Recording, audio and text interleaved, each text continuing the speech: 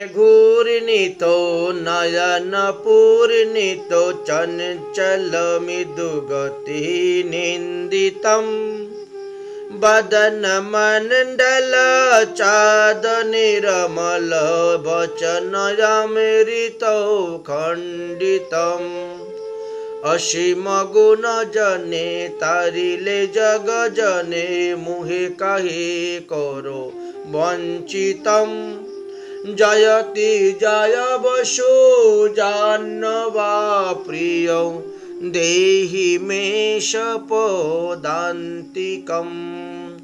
देहि मे शपदान्तिकम्।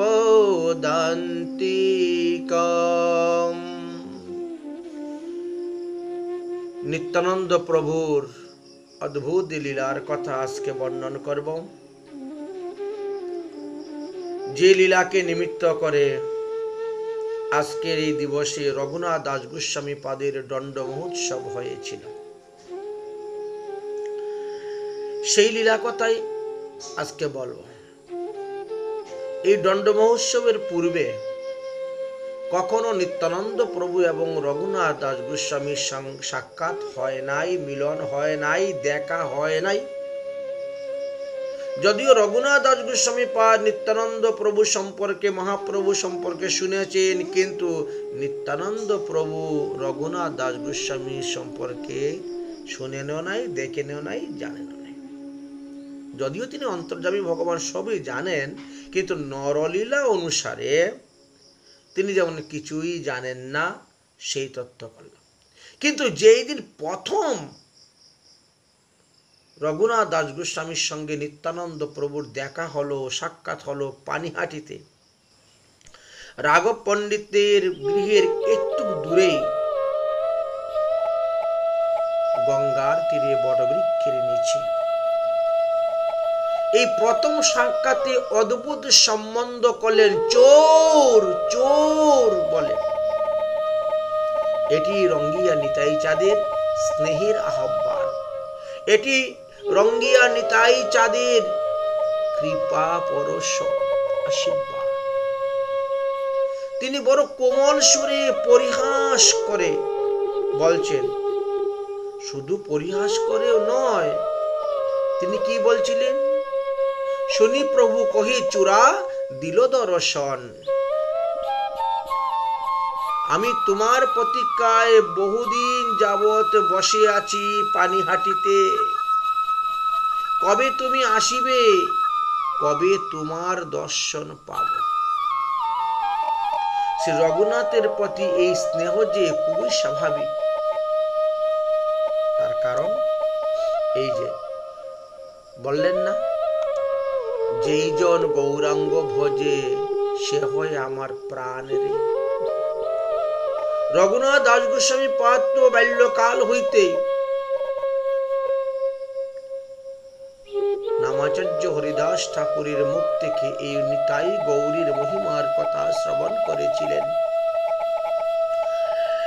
তাদের কুলগুরু কুলপুরোহিতের মুখ থেকে নিতাই গৌরীর লীলা কথা শ্রবণ করতে করতে বাল্যকাল হইতে তিনি গৌরগত প্রাণ হয়ে গিয়েছিলেন।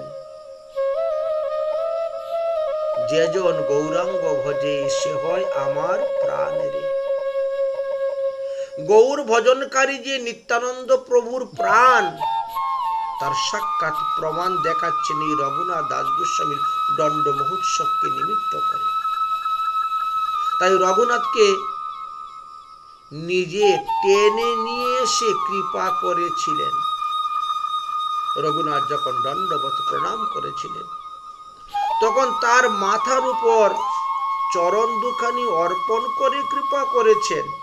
আবার তাকে চূড়া বলেও সম্বোধন করছেন। কেন? যে চোর যেমন অন্যের ধন গোপনে হরণ করে, ঠিক তেমনি ভাবে নিত্যানন্দ প্রভুর প্রিয় ধন হলেন গৌরাঙ্গ মহাপ্রভু। আর সে গৌরাঙ্গ মহাপ্রভু সেই প্রেম ধন তিনি চুরি করিতেছেন। শ্রী চৈতন্য চরিতামৃতের অন্তলীলাতে এই রঘুনাথ দাস গোস্বামী দণ্ড মহোৎসবের কথা বর্ণন করা আছে। আজই তার এই দণ্ড মহোৎসব। কোথায় হয়েছিল সর্বপ্রথম? পানিহাটি গ্রামে। এখন বিশ্বের বিভিন্ন স্থানে হয়, কিন্তু তার মধ্যে রঘুনাথ দাস গোস্বামীর গদ্দি শ্রী শ্রী রাধা কুণ্ডে, যেখানে রঘুনাথ দাস গোস্বামী পাদের সমাধি, সেখানে বৃহৎ আকারে রাধা কুণ্ডে হয়ে থাকে। আজকে বিকাল 4টা থেকে সেই রঘুনাথ দাস গোস্বামী দণ্ড মহোৎসবের কীর্তন সূচক পাঠ এবং প্রসাদ বিতরণ হবে চিরাদধির। পানিহাটি গ্রামটিতে তো লক্ষ লক্ষ লোকের ভিড়। রঘুনাথ দাস গোস্বামীর গদ্দি রাধা কুণ্ডেও হাজার হাজার লোকের ভিড় হয়। আসুন আমরা তাহলে এই দণ্ড মহোৎসবের লীলা কথা আস্বাদন করি। পানিহাটি গ্রামে পাইল প্রভুর দর্শন, অর্থাৎ রঘুনাথ দাস গোস্বামী এসে পানিহাটি গ্রামেতে তিনি নিত্যানন্দ প্রভুর দর্শন পেয়েছিলেন। কীর্তনিয়া সেবকগণ সঙ্গে বহুজন নিত্যানন্দ প্রভুর চতুর্দিকে বেষ্টন করিয়া অনেক কীর্তনীরা কীর্তন করতেছেন, অনেক সেবকরা বসেছিলেন। গঙ্গার তীরে বৃক্ষমূলে পিণ্ডরয় উপরে, গঙ্গা নদীর তীরে একটি বটবৃক্ষ ছিল, তার গুড়াটা পাক্কা করে বাঁধানো ছিল, তার উপরে তিনি বসেছেন। বসিয়া আছেন যেন কুটি সূর্যোদয় করে। নিত্যানন্দ প্রভুর অঙ্গের ছটায় যেন 10 দিক আলোকিত হয়ে যাচ্ছে। তলে উপরে বহু ভক্ত হইয়াছে বেষ্টিত, অর্থাৎ নিত্যানন্দ প্রভু যেখানে বসেছেন তিনার সঙ্গে উপরে বেদিতে অনেক লোক বসেছেন, আবার নিচেও বহু ভক্তরা বসেছেন, চতুর্দিকে বেষ্টন করিয়া তিনাকে বসেছেন। দেখিয়া প্রভুর প্রভাব রঘুনাথ বিস্মিত। জমিদারের ছেলে রঘুনাথ অতি দূর থেকে যখন দর্শন করলেন বিস্মিত হয়ে গেলেন। দূর হইতে দণ্ডবত প্রণাম।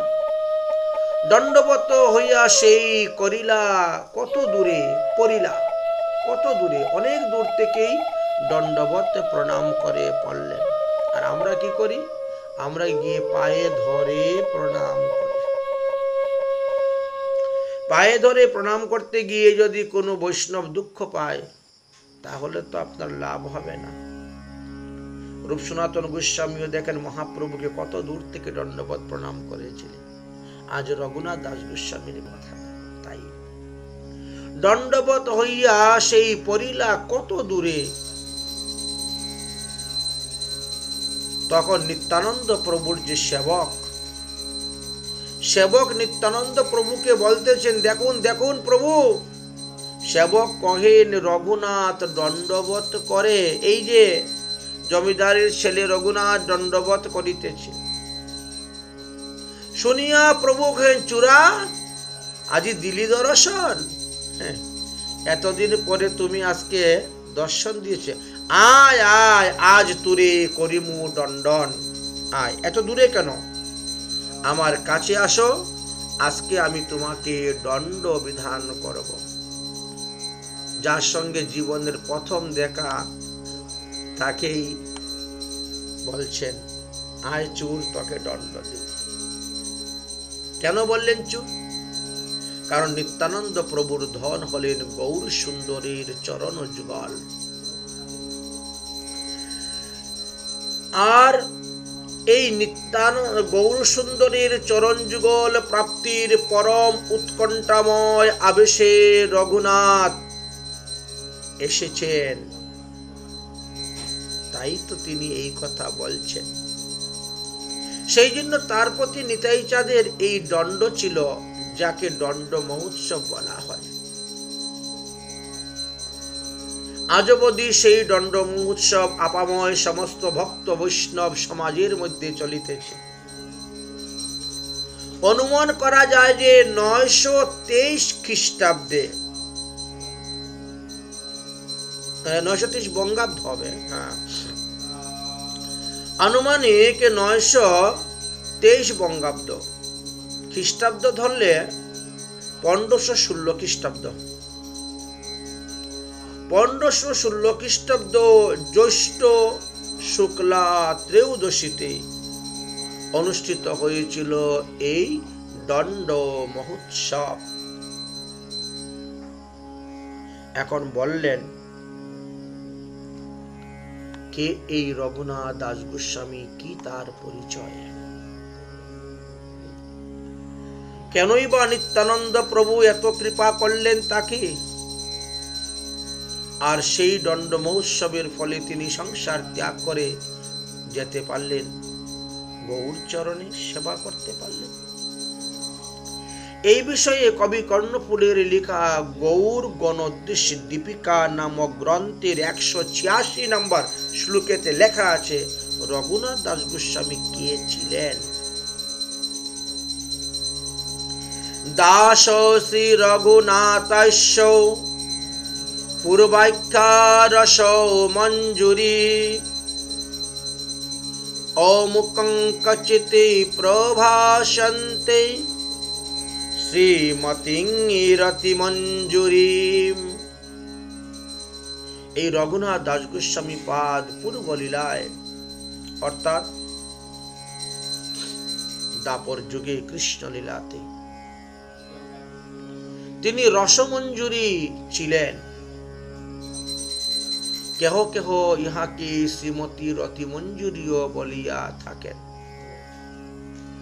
ইনি ব্রজের নিত্য সিদ্ধা মঞ্জুরি।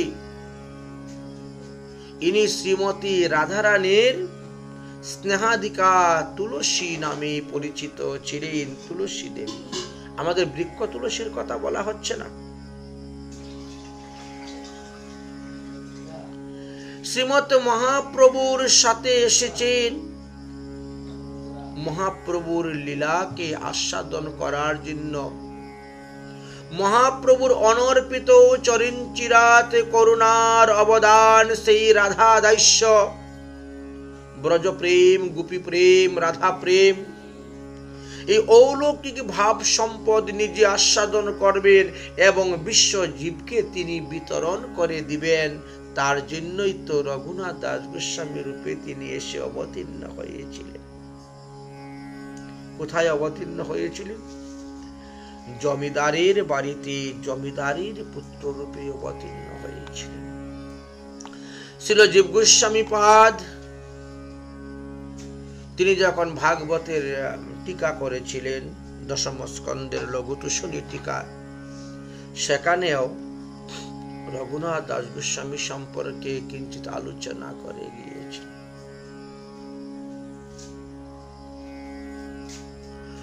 যত মিত্র রঘুনাথ দাস ইতি আখ্যা তৃপ্তম রাধিকা কৃষ্ণ প্রেম মহার্ণব নির্বাণে ঘূর্ণয়ম সদা দিব্যতি দৃষ্টান্তু প্রকরৌ প্রভা ভবমতিত্বানয়োদ্ভ্রাজতো স্থূলৌ তত্তো পদং তৎমি ভুবনেশ্চর্য আচার্য অয়ম উত্তময়ী। শ্রী রঘুনাথ দাস গোস্বামী নামক যে মহাজন, তাহাকে শ্রী রূপ এবং সনাতনের মিত্র বলে পৃথিবীতে খ্যাত করিয়াছিলেন। তিনি সর্বদা শ্রী শ্রী রাধা কৃষ্ণের প্রেমের মহাসমুদ্রের তরঙ্গ রাশিতে সঞ্চরণ করিতেন, অর্থাৎ ক্রিয়া করিতেন। এমনই মহিমা ছিল রঘুনাথ দাস গোস্বামী পাদের। যাবতীয় উপমার প্রভাব রাশিকে স্নান করে শ্রী রূপ, শ্রী সনাতন প্রভু দয় শুভমান ছিলেন। ত্রিভুবনের সজ্জন শ্রেষ্ঠগণ শ্রী রঘুনাথকে এই শ্রী সনাতন রূপ সনাতনের তুল্য রূপে সমস্ত বিশ্বে পূজ্য করেছেন। আমরা ছয় গোস্বামীর যখন পূজা করি, তার মধ্যে অন্যতম হলেন রঘুনাথ দাস গোস্বামী পাদ। আপনারা যদি কখনো শ্রী চৈতন্য চন্দ্রোদয় নাটক পড়েন, নাটকের দশম অঙ্কের 3, 4, 5 শ্লোকের মধ্যে বর্ণন করা আছে আচার্য যদুনন্দন সুমধুর শিবা বাসুদেব প্রিয় সুতিঞ্জস্য রঘুনাথ দণ্ডতি গুণং প্রণাধিকাং মাদৃশ্যম শ্রীচৈতন্য কৃপাতিরেকৌ সন্তম শ্রীগীদং সৌরূপম প্রিয় বৈরাগ্যকর্ণ নির্বাণং সদ্যং বিদিতং নীলাচলে তিষ্ঠাতম याः सर्वलोकैकमनभिचारणं सभज्ञश्चोकङ्कितो कुलोपचा जस्यं समारूपहं तुल्य कालो तत्प्रेम साकी पलवान तुल्य। कांचनपल्ली निवासी श्रील वासुदेव दत्त ठाकुरेर प्रिय पात्र অতি সুমধুর মূর্তি ছিলেন শ্রী যদুনন্দন আচার্য। আর এই যদুনন্দন আচার্যের শিষ্য হলেন এই রঘুনাথ দাস গোস্বামী পাদ। তিনি অদ্বৈত পরিবারের অন্তর্ভুক্ত ছিলেন। তিনার তিলকটা অদ্বৈত পরিবারের ছিল। নিজ গুণে তিনি আমাদের সবাইকে প্রাণাধীন প্রিয় বস্তু, অর্থাৎ তিনি শ্রী চৈতন্যের কৃপায় অতিশয় দ্বারা সতত স্নিগ্ধ ছিল স্বরূপ গোস্বামীর প্রিয় এবং বৈরাগ্যের রাজ্যের একাধিক নিধি ছিলেন, যিনি সর্বলোকের চিত্তরঞ্জনের দ্বারা কোন এক অনবচ্ছিন্ন সত্য প্রকটিত ও সৌভাগ্যতর আধার স্বরূপ হইয়াছিলেন, যাতে জীব সমারোহের সময়ে শ্রী চৈতন্যের অনুপম প্রেমবিক্যের ফলবান হয়েছিলেন। নীলাচলবাসী ভক্তগণের মধ্যে কে বা তাকে চিনে না, কে বা তাকে জানে না এই রঘুনাথ দাস গোস্বামী পাদকে? তিনার জন্ম কোথায় হয়েছিল তদ্বিষয়ে শ্রবণ করেন। বর্তমানে আমরা ভারতবর্ষের যেখানে হুগলি জেলা বলি, পশ্চিমবঙ্গের, সেই হুগলি জেলায় আদি সপ্তগ্রাম নামে একটি স্থান আছে। তৎকালে সপ্তগ্রাম মূলক এলাকার অধিপতি ছিলেন হিরণ্য দাস এবং গোবর্ধন দাস মজুমদার নামে দুজন জমিদার। তারা দুই ভাই। তাদেরই বংশের একমাত্র সন্তান হলেন এই রঘুনাথ দাস গোস্বামী পাদ। লীলা শক্তির প্রভাবে নিত্য সিদ্ধ ভগবত পার্ষদ শ্রী রঘুনাথ দাস গোস্বামী পাদ এই সংসারী জীবের মতন সংসারী জীবের অভিমান করে গিয়েছিলেন। এইরূপ সংসারী জীব অভিমান না হলে ব্রহ্মাণ্ডে অবতীর্ণ পার্শ্বদের আচরণে দ্বারা জীবগণ কোন শিক্ষা লাভ করতে পারবে? জীব শিক্ষা তো সম্ভব হয় না। তাই জীব শিক্ষার নিমিত্ত তিনি এই রকম বিষয়কে অঙ্গীকার করেছেন, আবার ত্যাগ করে গিয়ে হরিভজন করে জীবকে শিক্ষা দিচ্ছেন। তথাকথিত আরো প্রসঙ্গের কথা উল্লেখ করলেন। হরিদাস ঠাকুরের প্রসঙ্গে বললেন, শ্রী রঘুনাথ দাস গোস্বামীর দ্বারা জীব জগতের এই শিক্ষা প্রচারিত এবং প্রতিষ্ঠিত হয়েছিল যে মহতের সঙ্গ দ্বারা, যে মহতের কৃপা দ্বারা। তিনি হলেন রঘুনাথ এই নামাচার্য হরিদাস ঠাকুর। এইখানেই আমাদেরকে শিক্ষা দিলেন যে মহতের কৃপা ব্যতীত কোনো কার্য আমাদের সিদ্ধ হবে না। সাধুগুরু বৈষ্ণবের কৃপা ব্যতীত কারো চিত্তে সংসারে বৈরাগ্য জন্মিবে না। সাধুগুরু বৈষ্ণবের কৃপা ব্যতীত কারো হৃদয়ে ভক্তি আপনা আপনি আবির্ভাব হবে না। ভগবত চরণ প্রাপ্তি লাভ হবে না মহৎ কৃপা ব্যতীত। এই প্রমাণটা এইখানেই দেখতে পাবেন রঘুনাথ দাস গোস্বামী পাদের জীবনীতে। তিনার বয়স যখন 7 থেকে 8 বছর ছিল, সেই সময় তো নামাচার্য হরিদাস ঠাকুরের সঙ্গে তিনার সাক্ষাৎ, তিনার মুখে হরিনামের মহিমার কথা শ্রবণ।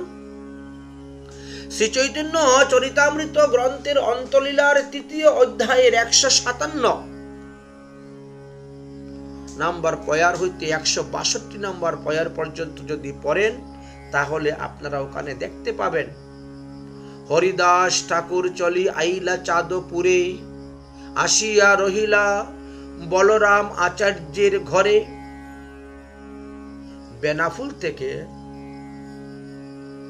যখন রামচন্দ্র খান প্রতারণা করতে শুরু করলো, তখন তিনি লক্ষ্মীহীরাকে দীক্ষা প্রদান করার পরে নামাচার্য হরিদাস ঠাকুর তিনি চাঁদপুরে চলে আসেন। কিছুদিন ফুলিয়ায় থাকেন, কিছুদিন অদ্বৈত আচার্যের গৃহেতে থাকেন। তো চাঁদপুরে যখন সে অবস্থান করছেন, তখন সেখানে বলরাম আচার্যের গৃহেতে তিনি অবস্থান। এই বলরাম আচার্য তিনি ছিলেন এই হিরণ্য আর গোবর্ধন দুই জমিদারের কুল পুরোহিত।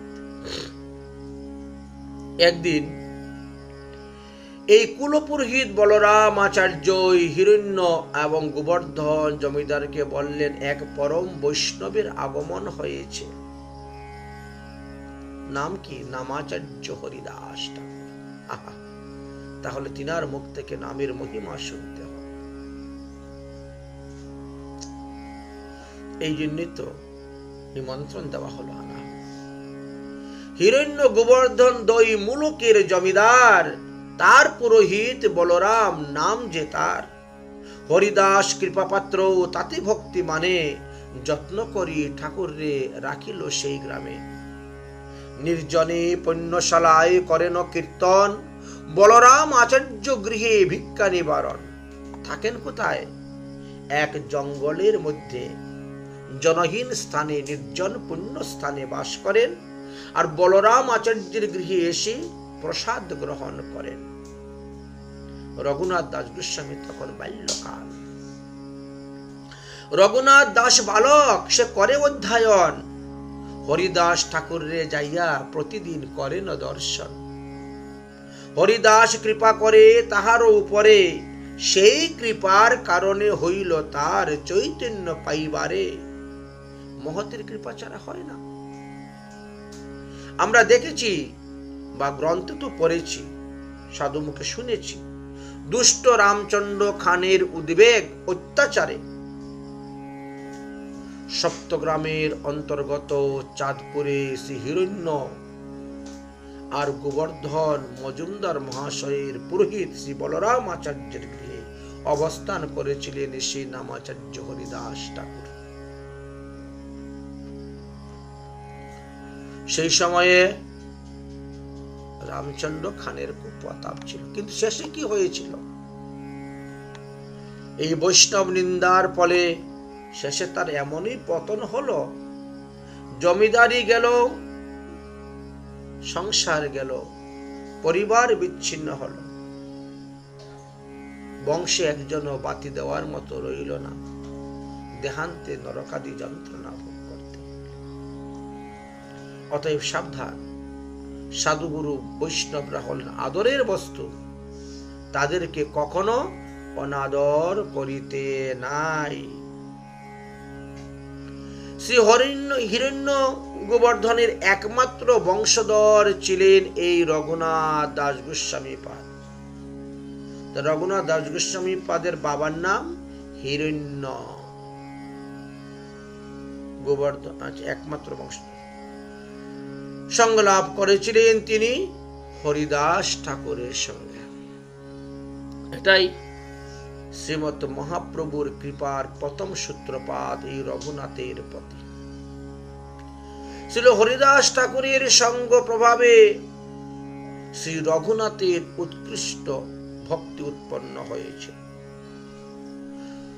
আর ভক্তির যে ক্রম, উৎকণ্ঠারূপী ক্রম দিন দিন বৃদ্ধি পেতেছিল, যাহা হইতে তিনি মহাপ্রভুর শ্রী চরণ যুগল দর্শনের জন্য পাগল হয়ে গিয়েছিলেন।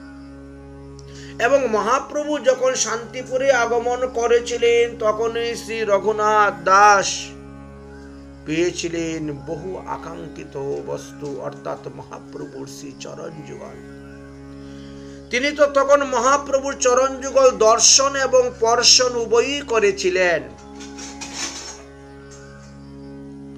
সন্ন্যাস করিয়া প্রভু যবে শান্তিপুরে আইলা, তবে আসি রঘুনাথ প্রভুরে মিলিলা। বাবাকে বললেন, বাবা যেভাবে হোক আমি মহাপ্রভুর সঙ্গে মিলন করবো, আমাকে দাও। অনেকগুলা পাইক, অনেকগুলা পাহারাদার দিয়ে বাবা তখন পাঠিয়েছিলেন, কারণ ছেলে যাতে পালিয়ে না যায় এই জন্য,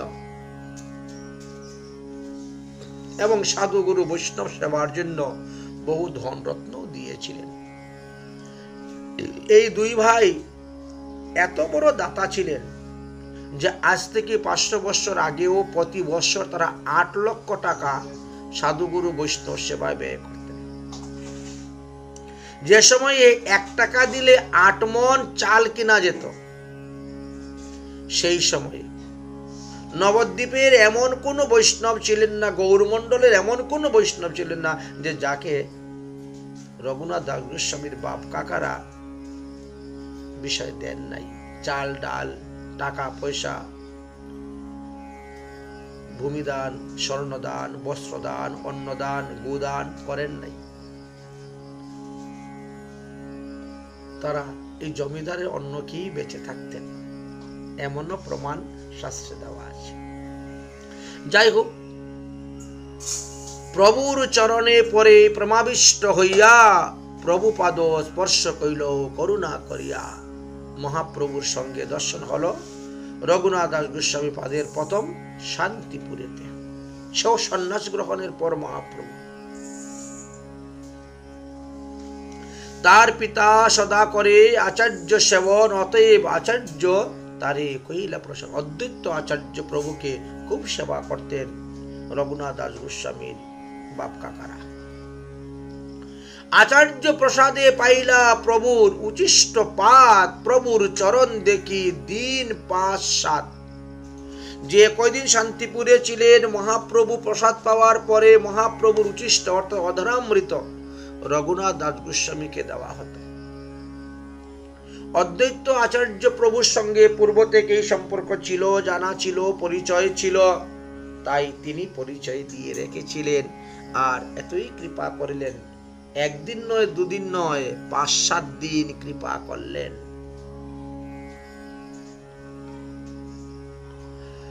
প্রভু তারে বিদায় দিয়ে গেলা নীলাচল, তিহু ঘরে বসি হইল প্রেমেতে পাগল। মহাপ্রভু রঘুনাথ দাস গোস্বামীকে বিদায় দিলেন, যাও তুমি বাড়ির বাবা, আমি এখন নীলাচলে যাব। কিন্তু মহাপ্রভুর কাছ থেকে আসার পর থেকে তিনি পাগল হয়ে গেলেন। শ্রী চৈতন্য চরিতামৃতের মধ্যলীলার 16 পরিচ্ছেদের 222 নম্বর পয়ার থেকে 229 নম্বর পয়ার পর্যন্ত যদি পড়েন, তাহলে এই ঘটনাগুলা সেখানে আপনারাই দেখতে পাবেন। লিখা আছে, বারবার পলায় তিহু নীলাদ্রি যাইতে, পিতা তারে বান্ধিয়া রাখে আনি পথ হইতে। মহাপ্রভুর সেবা করার জন্য বারবার নীলাচলে ছুটছেন চলে যাওয়ার জন্য, কিন্তু তিনার পিতা তাকে রাস্তা থেকে লোক দ্বারা ধরে এনে ঘরের মধ্যে বন্দী করে রেখে দিতেন। পঞ্চ পাইক তারে রাখে রাত্রি দিনে পাহারাদার, 5 জন পাহারাদার দিনরাত পাহারা দেয়, কোথায়ও যেতে পারবে না, নজরবন্দি। 4 সেবক 2 ব্রাহ্মণ রহে তার শনে। তাহলে কতজন হলো? 4 সেবক, 4 জন তিনার সেবক সেবা করাবে, আর 2 জন ব্রাহ্মণ তাকে উপদেশ দান করবে, বুঝাবে সংসারে থাকার জন্য, মাতা পিতার সেবার জন্য, বিবাহিত স্ত্রীকে পরিত্যাগ না করার জন্য। তাহলে 4 জন, 2 জন, 6 জন, আর 5 জন 11 জন। 11 জন লোক দিন রাত 24 ঘন্টা রঘুনাথ দাস গোস্বামীর সঙ্গে থাকতেন এবং তাকে পাহারা দিতেন, রক্ষণাবেক্ষণ করতেন। এটা ছিল জমিদারের আদেশ। এই 11 জন তারে রাখে নিরন্তর, নীলাচল যাইতে না পায় দুঃখিত অন্তর। 11 জন লোকের চৌকে ফাঁকি দিয়ে সংসার ত্যাগ করে নীলাচলে গিয়ে মহাপ্রভুর সেবা করা কোনো চাট্টিখানি কথা নয়। তাই তিনার অন্তর বড় দুঃখিত ছিল, অন্তর বড় কেঁদেছিল। রঘুনাথের বৈরাগ্য এবং ঔদার্য দর্শন করে তার মাতা পিতা নিশ্চিত থাকতে পারতেন না। সংসারে আসক্তি তার বিলকুল নেই। বড় চিন্তার মধ্যে পড়ে গেলেন।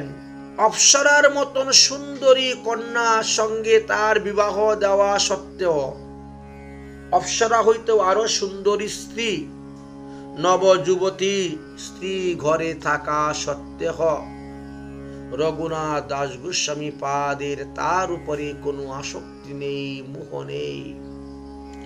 কোন প্রকার ভোগ বিলাস বস্তুর দ্বারা পুত্রকে বেঁধে রাখতে পারতেছেন না। আজ থেকে 500 বছর আগে যার আয় ছিল 20 লক্ষ টাকা, তিনি সরকারকে দেখাইতেন 12 লক্ষ টাকার আয়, আর 8 লক্ষ টাকা সাধুগুরু বৈষ্ণব সেবায় তিনি ব্যয় করতেন। রঘুনাথ দাস গোস্বামীর বৈরাগ্য যেন জাতিস্মর বৈরাগ্য, সহজাত বৈরাগ্য। পার্থিব বিলাস সামগ্রী রঘুনাথ দাস গোস্বামী পাদের নিকটে অতি তুচ্ছ ছিল, ঘৃণার বস্তু ছিল। গৌর বিরহে রঘুনাথ দাস গোস্বামী পাদ দিন দিন ক্ষীণ হইতে লাগিলেন, অনিদ্রা অনাহার করিতে লাগিলেন। যেন একটা অশান্তির কালো মেঘে আচ্ছাদিত হয়ে আসলো হিরণ্য এবং গোবর্ধন জমিদারের সংসার। ক্রমশ রঘুনাথ দাস যেন হয়ে পড়লেন বন্দী নিজ গৃহে পিতামাতার নজরে। 11 জন লোক সবসময় তাকে পাহারা।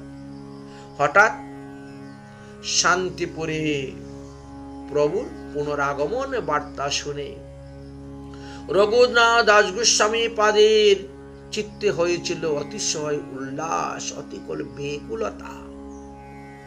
শান্তিপুরে গিয়ে প্রভুর দর্শন করতে না পারলে যেন দেহের মধ্যে প্রাণ থাকবে না, দেহ ধারণ করা সম্ভব নয়। একথা তিনি পিতাকে জানিয়ে দিলেন। আমাকে তাড়াতাড়ি পাঠাও, না হলে আমার মৃত্যু হয়ে যাবে। এবং কাতর স্বরে প্রার্থনা করলেন পিতার নিকটে, মহাপ্রভুর দর্শনের অনুমতি আমাকে দেও পিতা এবং পিতৃব্য। চিন্তামৃত হয়ে গেলেন হিরণ্য জমিদার, গোবর্ধন জমিদার। তাই সাবধানেতে রঘুনাথ দাস গোস্বামীকে শান্তিপুরে পাঠিয়েছিলেন সঙ্গে 11 জন লোক দিয়ে। শ্রী চৈতন্য চরিতামৃত গ্রন্থের মধ্য লীলার 16 পরিচ্ছেদের 232 নম্বর পয়ার হইতে 239 নম্বর পয়াস পর্যন্ত বর্ণিত দেওয়া আছে। 7 দিন শান্তি পরে প্রভুর সঙ্গে রহে, রাত্রি দিবসে সে মনকথা কহে। দিন রাত 24 ঘন্টা রঘুনাথ দাস গোস্বামী পাদের মনে যত কথা ছিল, যত প্রশ্ন ছিল, সব মহাপ্রভুকে করতে শুরু করে। রক্ষকের হাতে মুই কেমনে ছুটিমু, কেমনে বা প্রভুর সঙ্গে নীলা চলে যাই। এ প্রভু, আমি 11 জন রক্ষক দ্বারা দিন রাত 24 ঘন্টা পাহারাদার প্রহরী আছে, আমি কেমন করে সংসারে ত্যাগ করে আমি তোমার কাছে যাইব, তোমার সেবা করব। সর্বৈব গৌরাঙ্গ মহাপ্রভু, তুমি জানো তার মন। শিক্ষারূপে কহেন তারি শাসন বচন, শিক্ষারূপে কহেন তারি শাসন বচন। রঘুনাথ দাস গোস্বামী পাদ কে যখন মহাপ্রভু উপদেশ দিচ্ছেন, সেই সময়ে যদি দেখেন কোনো পাইক এসে গেছে, তাহলে অন্য প্রসঙ্গ বলেন। আর যদি কোনো লোক না আসে, তখন মহাপ্রভু ভালো কথা বলেন, তাকে উপদেশ দেন। কি উপদেশ দিয়েছিলেন? শিক্ষারূপে করেন তার আশ্বাস বচন, স্থির হইয়া ঘরে যাও, না হো বাতুল, ক্রমে ক্রমে পায় লোক ভব সিন্ধিকুল। কখন বলতেন?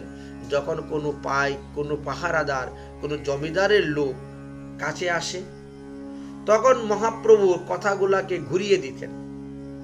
এমনভাবে বলতেন যে তারা মনে করবে যে মহাপ্রভু রঘুনাথ দাস গোস্বামীকে শাসন করতেছেন এবং গৃহে থাকার জন্যই উপদেশ দিচ্ছেন, মাতা পিতার সেবা করার জন্যই উপদেশ দিচ্ছেন, পিতার জমিদারি করার জন্য উপদেশ দিচ্ছেন, এটাই লোকে মনে করবে। এই জন্য মহাপ্রভু সেখানে কথা ঘুরিয়ে দিতেন। যখন দেখতেন কোনো পাইক আসে, তখন এখানে বলতেন, আরে রঘুনাথ, মর্কট বৈরাগ্য না কর লোক দেখাইয়া, যথাযথ বিষয় ভুঞ্জ অনাসক্ত হইয়া। আসলে কি রঘুনাথ দাস গোস্বামী পাদের মর্কট বৈরাগ্য ছিল? কখনো না। তাহলে মহাপ্রভু বললেন কেন? বলে ওই যে পাইকগুলো আসতেছে জমিদারের, এই জন্য প্রসঙ্গটাকে ঘুরিয়ে বলে দিয়েছিলেন। যাই হোক, সেটা এখন আমাদের ক্ষেত্রে কার্যকারী। আমাদের মধ্যে কারো ফল্গ বৈরাগ্য, কারোর শাসন বৈরাগ্য, কারো মর্কট বৈরাগ্য, আর কারো বা শুদ্ধ সাত্ত্বিক বৈরাগ্য। অন্তনিষ্ঠা করো বাহ্য লোক ব্যবহার, অচিরে কৃষ্ণ তোমায় করিবে উদ্ধার। এই কথা কখন বলতেন? যখন লোক চলে যায়,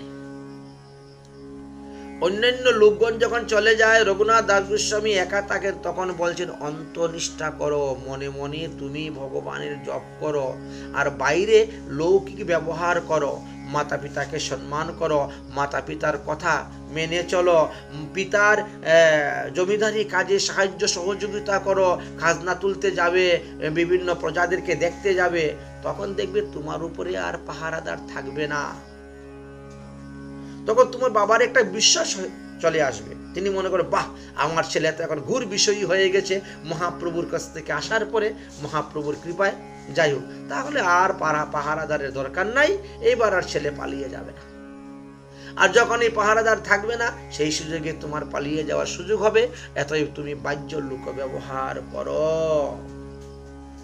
আর অন্তনিষ্ঠা রাখিয়া তুমি কৃষ্ণ ভজন করে যাও, মনে মনে বাইরে দেখাতে যাও না। অচিরাতে কৃষ্ণ তোমায় করিবে উদ্ধার। শুনো রঘুনাথ, বৃন্দাবন দেখি যাবে আমি আসিব নীলাচলে, তবে তুমি আমার পাশে আসিও কোন চলে। এখন তুমি নীলাচলে যাবে না, যেও না।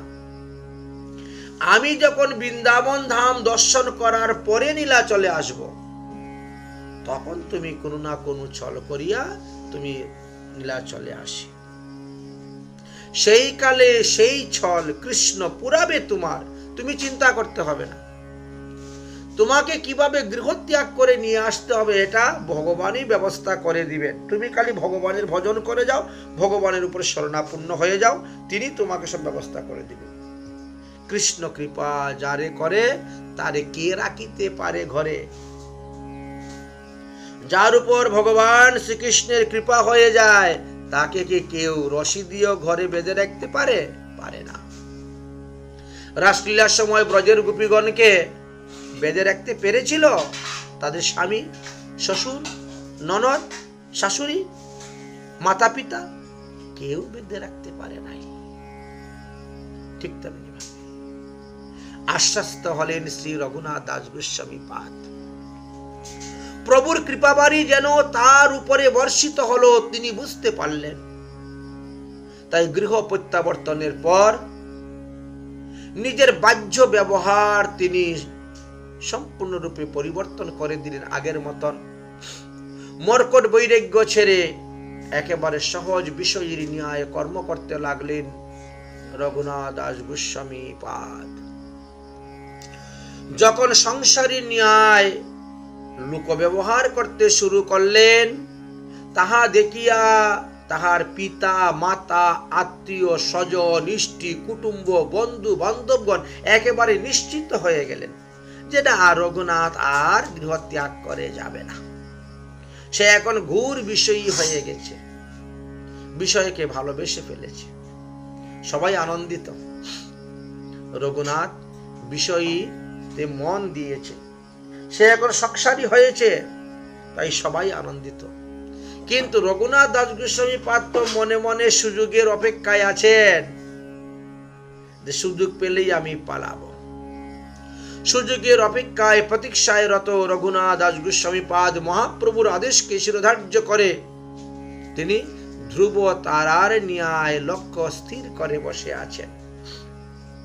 লোক ব্যবহারে তিনি পিতা এবং পিতৃব্যের বিপুল সম্পত্তির বিশাল ভোগ বস্তুর মোহকূপ থেকে মহাপ্রভুর কৃপা করে উদ্ধার করবেন রঘুনাথকে, এটা তার বিশ্বাস। কাজ করতে সেবা করে যাচ্ছে। একদিন কি হয়েছিল, যদুনন্দন আচার্যের মনে একটি প্রাসঙ্গিক প্রেরণা দিয়ে রঘুনাথকে পালিয়ে আসার সুযোগ করে দিয়েছিলেন ভগবান। সেই প্রসঙ্গ কথাও আমরা বলব। যখন রঘুনাথ দাস গোস্বামী হঠাৎ শুনতে পেলেন যে মহাপ্রভু বৃন্দাবন ধাম দর্শন করে প্রত্যাবর্তন করতেছেন, এই বার্তা গিয়ে পৌঁছিল সপ্তগ্রামে, কিন্তু প্রভুর সঙ্গে মিলন হওয়ার আকাঙ্ক্ষার উদ্যোগী হইলেই রঘুনাথ পর্বে বিপদে, এটা তিনি বুঝে নিয়েছেন। এর আগে অনেকবার হয়েছে। হিরণ্য গোবর্ধন দাসের প্রতিপক্ষ এক কুচক্রী ম্লেচ্ছ বৃষম ত্রাস সঞ্চারক এক জমিদার ছিলেন, তাদের থেকে উপর জমিদার। সেই জমিদার যখন শুনতে পেলেন যে হিরণ্য এবং গোবর্ধন জমিদারির 20 লক্ষ টাকা আয়, আর সে 12 লক্ষ টাকার আয় দেখায়, 8 লক্ষ টাকার কোনো হিসাব নিকাশ দেয় না, অতএব তাকে বন্দী করে আনো। রঘুনাথ দাস গোস্বামী বললেন, বাপ কাকারা, আপনারা সবাই গৃহ ত্যাগ করে পালিয়ে যান, যা করার আমি করব, না হলে এই ম্লেচ্ছ আপনাদেরকে বন্দী করে নিয়ে কারাগারে রাখবে, 8 লক্ষ টাকার হিসাব না পাওয়া পর্যন্ত ছাড়বে না।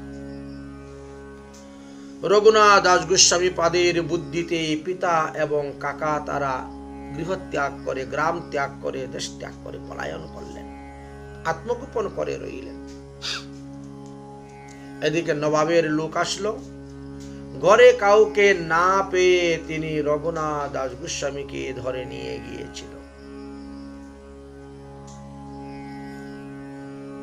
শুরু করলেন রঘুনাথের প্রতি অত্যাচার। ভয় দেখাচ্ছেন, বল তোর পিতা কোথায় গেছে, তোর কাকা কোথায় গেছে, নাহলে এখনই তোকে মেরে ফেলে দিব, এখনই তোকে কারাদণ্ড দিব, এখনই তোকে রশির মধ্যে ঝুলিয়ে রাখবো।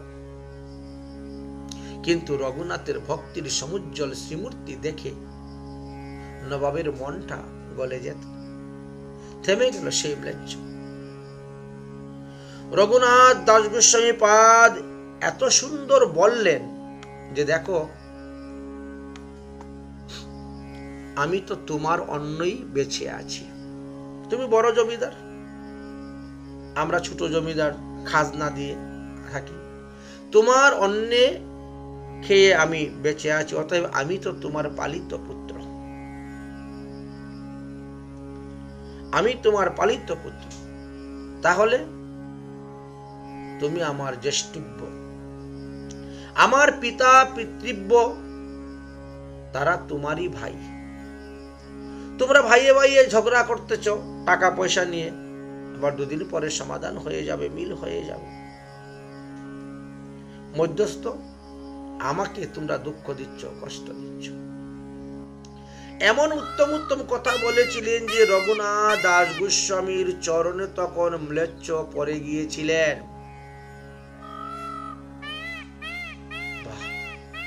এই বালকের এত সুন্দর মতি, এত সুন্দর বুদ্ধি, কিভাবে তিনি ম্লেচ্ছের মনকে গলিয়েছিলেন। রঘুনাথ দাস গোস্বামী, আমার পিতা জ্যেষ্ঠ হয় তোমার 2 ভাই, ভাই ভাই কলহ করহে সর্বতাই, এটা সব জায়গায় আছে, হয়। কবু কলহ কবু প্রীতি ইহার নিশ্চিত নাই, কালী পুনর তিন ভাই হইবে এক ঠাই। আমি জইছে পিতার তৈছে তো তোমারও বালক, আমি তোমার পাল্য তুমি আমার পালক, যেহেতু অন্ন খাচ্ছ। পালক হইয়া পাল্যেরে তারিতে না জুজায়, তুমি সর্বশাস্ত্রজ্ঞ জ্ঞান জিন্দা পীর প্রায়। আরে বাবা, তুমি তো জিন্দা পীর, তুমি তো সর্বশাস্ত্র জানো, সর্বজ্ঞ। এত শুনি সেই ম্লেচ্ছের মন আর্দ্র হইল, দাড়ি বহি অশ্রু পরে কাঁদিতে লাগিল। রঘুনাথ দাস গোস্বামীর কথায় তার অশ্রুজল বিসর্জন হইতে শুরু হয়েছে, কাঁদতে শুরু করেছে। ম্লেচ্ছ কহে, আজি হইতে তুমি মোর পুত্র, আজি ছাড়াইমু তোমার করি এক সূত্র। ঠিক আছে, আজকে তোমাকে আমি ছাড়িয়ে দিব। গৃহে ফিরে রঘুনাথ দাস গোস্বামী পিতা এবং কাকাকে বললেন, আর ওই ম্লেচ্ছ চৌধুরীর কোনো ভয় নাই, এবার তোমরা গিয়ে তার সঙ্গে দেখা করো, সমস্ত আপদ সমাধান হয়ে গেছে, অবসান হয়ে গেল, বিবাদ আর নেই। ধীরে ধীরে একের পর এক দিন অতিক্রম হইতে লাগিল, সাথে সাথে ক্রমশ ভারাক্রান্ত হয়ে থাকলো রঘুনাথের মন প্রাণ। গৌরচন্দ্রের বিরহে কিভাবে পলায়ন করা যায়? পলায়নে গৃহত্যাগের অসফলতা তো অনেকবারই হয়েছে, তবে এইবার আর নয়, এইবার এমন ভাবে পলাবো আর ফিরে আসবো না। কিন্তু সেই সুযোগ সময়ের প্রতীক্ষা করতে লাগলেন। সংসার ত্যাগের এই প্রবণতা পুনরায় মাতা পিতাকে দুঃখিত করে তুলেছিল।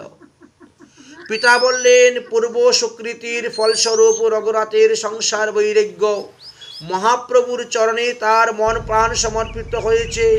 আমি তার জন্মদাতা পিতা মাত্র, তার সুকৃতির ফল আমি নষ্ট করতে সমর্থ নই। সে শ্রীচৈতন্য বাতুলকে রাখতে পারবো না ঘরে। দেখেন, যারা মহাপ্রভুর নামে ক্রমে ভেসে যায় তাকে কোনো কিছু দিয়েই রাখা যায় না। সহসা রঘুনাথের ভাগ্যকাশে যেন এক পূর্ণ শশধর শশীর উদয় হল। শুনলেন প্রেম পাগল শ্রীমৎ নিত্যানন্দ প্রভু আগমন করিয়াছেন গৌর দেশে। মহাপ্রভু বলছেন, যাও তুমি গৌর দেশের নাম প্রেম প্রচার করো। নিত্যানন্দ প্রভু গৌর দেশে প্রচার করতে করতে একেবারে নিকটবর্তী স্থান পানিহাটি গ্রামেতে এসে গেছেন। সপ্তগ্রাম থেকে বেশি দূর নয়। মহাপ্রভুর আদেশে চলেছে নিত্যানন্দ প্রভু প্রেম দান লীলা। তিনি সবাইকে প্রেম দান করে দিয়েছেন অকাতরে। উচ্চ নিচ, ব্রাহ্মণ, ক্ষত্রিয়, বৈশ্য, শূদ্র, আচার বিচার অনাচার কিছু দেখেন নাই, সদাচারী অনাচারী কিছু দেখেন নাই। সবাইকে হরিনাম দিয়ে যাচ্ছেন, সবাইকে প্রেম দান করে যাচ্ছেন। এই জন্য প্রেম দানের এক অদ্ভুত রস রঙ্গ মঞ্চ হয়েছে, বড় রসরঙ্গ মহিমা। সঙ্গে আছেন তার প্রেমবিবল পার্ষদগণ। সপ্তগ্রাম হইতে বেশি দূর নয় পানিহাটি গ্রাম। রঘুনাথ দাস গোস্বামী পাদের হৃদয়ে আবার আকুলতা দেখা দিল পানিহাটি গ্রামেতে যাওয়ার জন্য। নিকটবর্তী হইতে শুনতে পেলেন গঙ্গার তটে থেকে ভেসে আসতেছে সংকীর্তনের সুমধুর ধ্বনি, তমুল হর্ষনাদ। কীর্তনাদি মুখে অগ্রসর হইলেছেন শ্রী রঘুনাথ দাস। অতি দূর থেকে দর্শন পেলেন তেজপুণ্য কলেবর প্রেমময় প্রভু শ্রী নিতাই চাঁদে। গঙ্গার তটে বৃক্ষ মূলে মিশ্রিত বেদির উপরে উপবেশন করিয়া আছে নিত্যানন্দ প্রভু। তাকে ঘিরে সেই বৃক্ষ বেদির উপরে এবং নিচে বহু কীর্তনিয়া ভক্ত বসে আছেন। সবাই কীর্তন রঙ্গ রসে মাতুহারা হয়ে আছে। সকলেরই যেন দেহ যেন তেজপূর্ণ এবং তাহার অদ্ভুত অশ্রু পুলক কম্প সেদ হুঙ্কার বিবর্ণ আদি অষ্টসাত্ত্বিক বিকারে সুশোভিত হইয়াছে। প্রেমামৃতময় সংকীর্তনের রস যেন সাক্ষাৎ মূর্তিমান হয়ে উপস্থিত। এমন ভিডিও পেতে চ্যানেলটি সাবস্ক্রাইব করুন। শ্রী নিত্যানন্দ প্রভুর দর্শনে বিস্মিত রঘুনাথ দাস নিতাই চাঁদের চরণ যুগল স্মরণ করতে করতে হলেন ধরণীতে লুণ্ঠিত হয়ে পড়ে গেলেন। এক সেবক ভক্তের কণ্ঠস্বর শুনে প্রভু প্রত্যক্ষ করলেন যে দিনার্থী দীনভাবে কৃতাঞ্জলি ভাবে দূর হইতে দণ্ডামন হয়ে পড়ে আছে সেই ব্যক্তি কে? জমিদারের পুত্র শ্রী রঘুনাথ। ও আচ্ছা, রঘুনাথের মনোবাঞ্ছা সার্থক করে দয়াময় প্রভু নিতাই চাঁদ তাকে আকর্ষণ করে এনে এমন এক বস্তু দান করেছিলেন যে বস্তু ব্রহ্মা মহেশ্বর আদি বঞ্চিত পায় নাই। সেই বস্তু কি? যুগল চরণ রঘুনাথ দাস গোস্বামী মাথার উপরে স্থাপন করেছিলেন নিতাই চাঁদ। কি বলেছিলেন? নিকটে না আইস মোর ভাগ দূরে দূরে, আজি লাগাল পাইয়াছি দণ্ডিমু তোমারে, দদি চিরা ভক্ষণ করাও মোর গণেরে। শুনি আনন্দিত হইল রঘুনাথের মনে। বললেন তুমি সবসময় দূরে দূরে পালাও, আমার সঙ্গে দেখা করো না। অনেক দিন পরে আজ তোমার সঙ্গে আমার দেখা হয়েছে। ওরে চোর, তোমাকে আজকে দণ্ড দিব। রঘুনাথ দাস গোস্বামী পা দুই হাত জোর করে বলছেন, আপনি যে দণ্ড দিবেন তাহা আমি মাথা পেতে গ্রহণ করিব।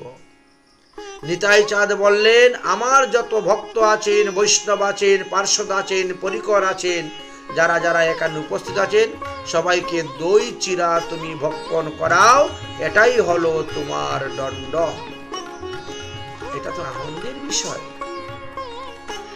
সেই ক্ষণে নিজ লোক পাঠাইল গ্রামে। রঘুনাথ দাস গোস্বামী পাদের সঙ্গে তো 11 জন লোক এসেছিল।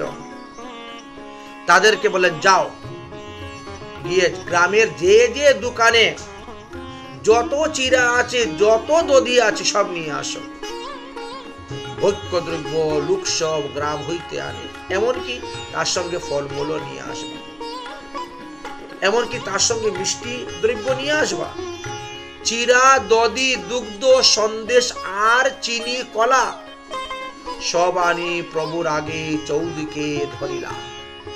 শ্রী চৈতন্য চরিতামৃত গ্রন্থের অন্তলীলার 6ষ্ঠ পরিচ্ছেদের 49 নম্বর পয়ার হইতে 52 নম্বর পয়ার পর্যন্ত দেখবেন, ওখানে রঘুনাথ দাস গোস্বামী পাদের দণ্ড মহোৎসবের কথা কত সুন্দর ভাবে বর্ণন করে গিয়েছেন।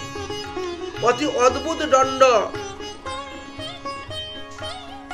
নিতাই চাঁদ রঘুনাথ দাস গোস্বামী পাদের মস্তকে চরণ ধারণ করিয়া বললেন, দেখেছেন চিরা দধি ভক্ষণ,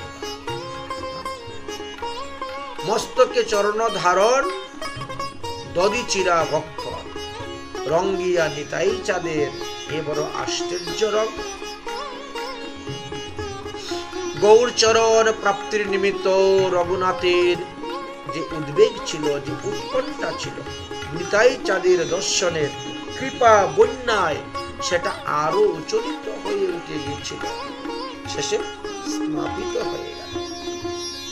তিনি তো সাধারণ চোর নন, রঘুনাথ দাস গোস্বামী হলেন প্রেম ভক্তি চোর।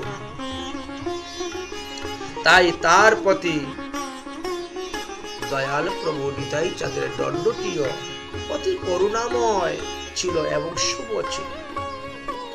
শ্রী নিতাই চাঁদের করুণার সঙ্গে তার পার্ষদ মহাপ্রেমিক পরম ভগবত বৈষ্ণব মহৎ বৈষ্ণবগণের সেবাজনিত কৃপারূপ মণিকাঞ্চনের সংযোগে যেন রঘুনাথ দাস গোস্বামী পাদের সর্ববিধ বন্ধন খণ্ডন করে গিয়েছিল এবং তিনি অতি শীঘ্রই সংসার ত্যাগ করে গৌরচরণ প্রাপ্তি লাভ করতে পেরেছিলেন। অতএব চিরাদধি ভক্ষণের দ্বারা সাধুগুরু বৈষ্ণবকে ভোজন করলে কি হয়? প্রেম ভক্তি লাভ হয়, সংসার বন্ধন নাশ হয়। এটাই তো প্রমাণিত হলো। করুণার ঘনমূরতি প্রভু নিতাই চাঁদের কৃপাদণ্ডের এই ভঙ্গিতে এতই মহান ছিল যে শ্রীমৎ নিত্যানন্দ প্রভুর করুণা ঘন বিগ্রহ, সেই রূপে তার মহিমাও করুণাময় এবং তৎ প্রদত্ত দণ্ডটিও করুণা সিক্ত ছিল। শ্রী রঘুনাথ দাস পূর্বে বহু চেষ্টা সত্ত্বেও গৌর চরণ লাভ করিতে সক্ষম হননি, অর্থাৎ নীলাচলে যেতে সক্ষম হননি। কিন্তু নিত্যানন্দ প্রভুর কৃপাপুষ্ট হয়ে তিনি আকাঙ্ক্ষিত বস্তু প্রাপ্ত হয়েছিলেন, অর্থাৎ তিনি গৌর চরণে গিয়ে পৌঁছেছিলেন। জগৎবাসী এই রঘুনাথ দাস গোস্বামীর দণ্ড উৎসব থেকে কি শিক্ষা পেলেন? যে সাক্ষাৎ ভাবে নিতাই চাঁদ ব্যতীত গৌর চরণ পাওয়া যায় না। এই জন্য তো আমাদের মহাজনগণ বলছে, নিতাই ভজলে গৌর পাবে, গৌর ভজলে ব্রজে যাবে। ও প্রত্যাশিত করুণা লাভের আনন্দে বিভোর হলেন রঘুনাথ দাস। কৃপা প্রাপ্তির লোভেই তিনি পানিহাটিতে আগমন করেছিলেন, কিন্তু প্রভুর দণ্ড আদেশ যেন কৃপার আরো অধিক হয়ে গেল। যতটা চাওয়ার কথা ছিল তার থেকে আরো বেশি পেয়ে গেলেন। শুরু হলো দণ্ড মহোৎসব। রঘুনাথ দাস গোস্বামী পাদের দণ্ড মহোৎসব এই পানিহাটিতে হয়েছিল। শ্রী চৈতন্য চরিতামৃত মহাকাব্যেতে এই বিষয়ে আলোচনা করা আছে, বর্ণন করে গিয়েছেন। মহোৎসব নাম শুনি ব্রাহ্মণ সজ্জন আসিতে লাগিল লোক অসংখ্যগণ, আর আর গ্রামে হইতে সামগ্রী মাগাইল, 102-4 হেলনা তাকেতে আনাইল। যখন দেখা গেল পানিহাটি গ্রামেতে চিরাদধি আর নাই, শেষ হয়ে গিয়েছে, কারণ উৎসব পঙ্গদ ভান্ডারের কথা শুনলে ব্রাহ্মণ বৈষ্ণব অবৈষ্ণব আদি সব লোকই আসে প্রসাদ পাওয়ার জন্য, এইভাবে বহু লোকের সমাগম। এই জন্য বলেন, গ্রাম হইতে গ্রামান্তরে অন্য গ্রামে গিয়েও তোমরা দেখো, যেখানে যেখানে যাহা পাবে সব নিয়ে আসো। 200 জন লোক লাগিয়েছিলেন শুধু খালি দ্রব্য আনয়ন করার জন্য। আসতে শুরু হলো। বড় বড় মৃত্যু কুণ্ডিকা আনাইলা 5-7, এক একে বিপ্র প্রভু লাকি চিরা ভিজায় তার। বড় বড় মাটির হাঁড়ি আনা হয়েছিল, কুণ্ডিকা, এর মধ্যে চিরা ভিজানো শুরু হয়েছে। এক একে বিপ্র প্রভু লাগি চিরা ভিজায় তার। একটাই তপ্ত দুগ্ধে চিরা ভিজাইলেন। কোথায় কিভাবে চিরা ভিজানো হচ্ছে? গরম দুধের মধ্যে একটা চিরা ভিজানো হয়েছে, অর্ধেক সানিল দধি চিনি কলা দিয়ে, আরেকটার মধ্যে চিনি এবং কলা দিয়ে চিরা মাখানো হয়েছে, আর অর্ধেক ঘনাবৃত দুগ্ধেতে সানিল। দুধকে গরম করতে করতে করতে করতে একেবারে ঘনাবর্ত করিয়া সেটার মধ্যে আবার আলাদা করে চিরা দেওয়া হয়েছে। চাপা কলা চিনি ঘৃত কর্পূর তাতে দিলেন। তাহলে চাপা কলা চিনি ঘৃত কর্পূর দেওয়া হলো। তারপরে কি করলেন? ধুতি পরি প্রভু যদি পিণ্ডিতে বসিলা, অর্থাৎ নিত্যানন্দ প্রভু এবার ধুতি পরিধান করে তিনি সেই পিণ্ডের উপরে বসলেন। 7 কুণ্ডি বিপ্রতার আগেতে ধরিলা। এইভাবে 7টি জায়গায় চিরা ভিজানো হয়েছিল, সেই সবকিছু ধরা হয়েছিল। চৌতারার উপরে যত প্রভুর নিজগণ বড় বড় লোক আসি মন্ডিল বন্ধন, অর্থাৎ কীর্তন শুরু হয়ে গেছে। কে কে ছিলেন সেখানে কীর্তনিয়া? রামদাস ঠাকুর, সুন্দরানন্দ দাস, গঙ্গাধর, মুরারি, কমলাকর, সদাশিব, পুরন্দর, ধনঞ্জয়, জগদীশ, পরমেশ্বর দাস, মহেশ, গৌরী দাস আর পুরাকৃষ্ণ দাস, উদ্ধান দত্ত আদি যত নিজগণ উপরে বসিল সব কে করে বর্ণন। এরা সব উপরে বসেছিলেন, তারপর নিচে তো আরো বসেছে। শ্রী চৈতন্য চরিতামৃতের অন্তলীলায় ৬ষ্ঠ পরিচ্ছেদের ৫৩ নম্বর পয়ার হইতে ৬২ নম্বর পয়ার পর্যন্তই আপনারা আস্বাদন করতে পারবেন এই লন্ডন মহোৎসবের কথা। শুনে তো যত বড় বড় পণ্ডিত, ভট্টাচার্য, ব্রাহ্মণ, দ্বিজ, বিপ্র সবাই এসে উপস্থিত হয়েছে।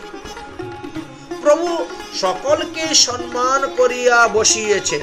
বৈষ্ণব অবৈষ্ণব, ভক্ত অভক্ত সবাইকে তিনি সম্মান করে বসিয়েছেন। বসো বসো, প্রসাদ পাবে।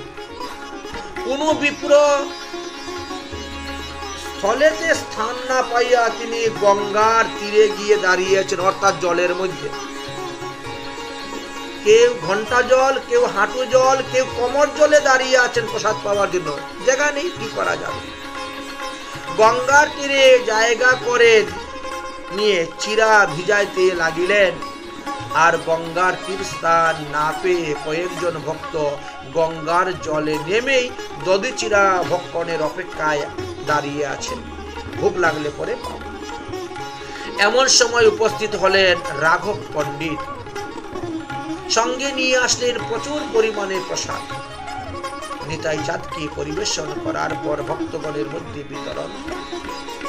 প্রভুকে জানাইলেন, ঘরে এখনো বিস্তর প্রসাদ রয়েছে, অসুবিধা নেই, প্রসাদ অকাতরে বৈষ্ণবদেরকে প্রসাদ দান করুন। জানা যায় যে নিত্যানন্দ প্রভু যখন এই চিরাদধি ভোগ লাগিয়েছিলেন পানিহাটি গ্রামেতে, তখন স্বয়ং মহাপ্রভু নীলাচল হইতে পানিহাটি গ্রামেতে এসে উপস্থিত হয়েছিলেন এই দধি চিরা ভক্ষণ করার জন্য, রঘুনাথ দাস গোস্বামী দণ্ড মহোৎসবের প্রসাদ গ্রহণ করার জন্য। এবং নিতাই গৌরাঙ্গ মহাপ্রভু দুজন মিলে সেখানে নাম সংকীর্তনের উচ্চস্বরে কীর্তন হয়েছিল, ভোগ আরতি কীর্তনাদি খুব আনন্দ হয়েছিল। কিন্তু সবাই দেখতে পায় নাই। ভগবানের অন্তরঙ্গ ভক্ত তিনি তো দেখতে পান। যাই হোক, প্রভু কহেন, এই দ্রব্য দিনে করিয়ে ভক্ষণ, রাত্রে তোমার ঘরে প্রসাদ করিব ভোজন।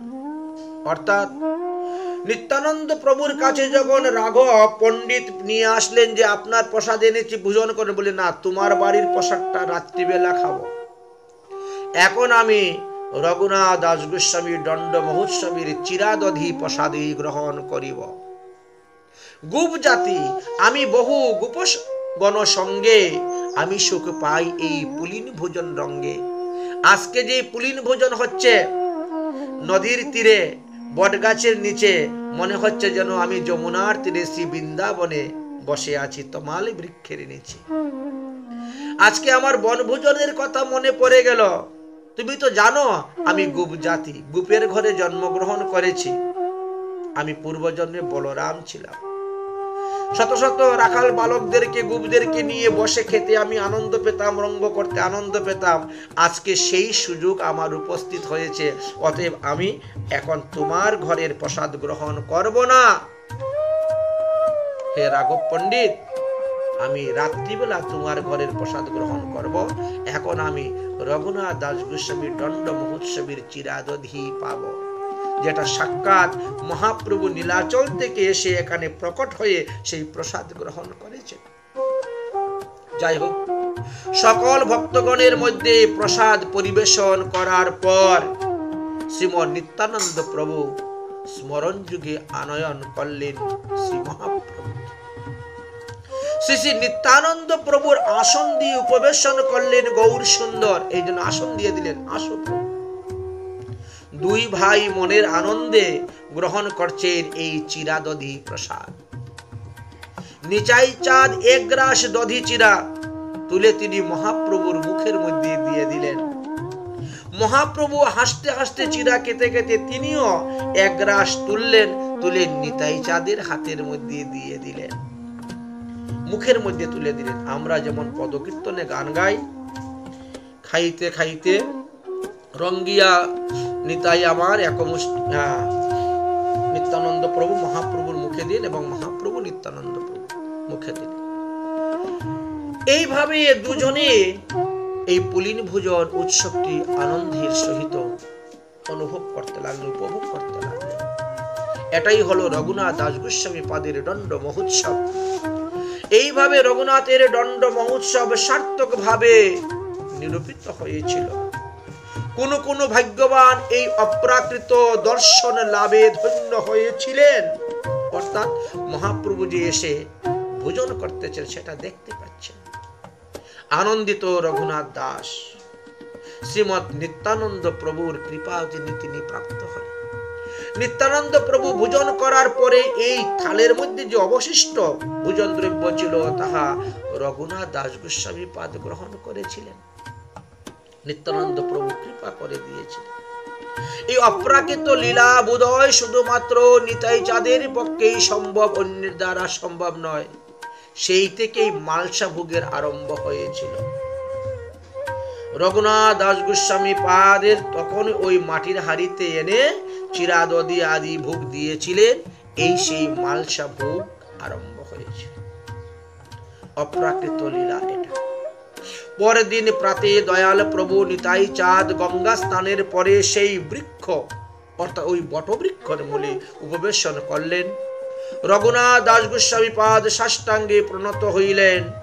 রাঘব পণ্ডিত দ্বারা স্বীয় অন্তরের প্রার্থনা নিতাই চাঁদের চরণে জ্ঞাপন করলেন।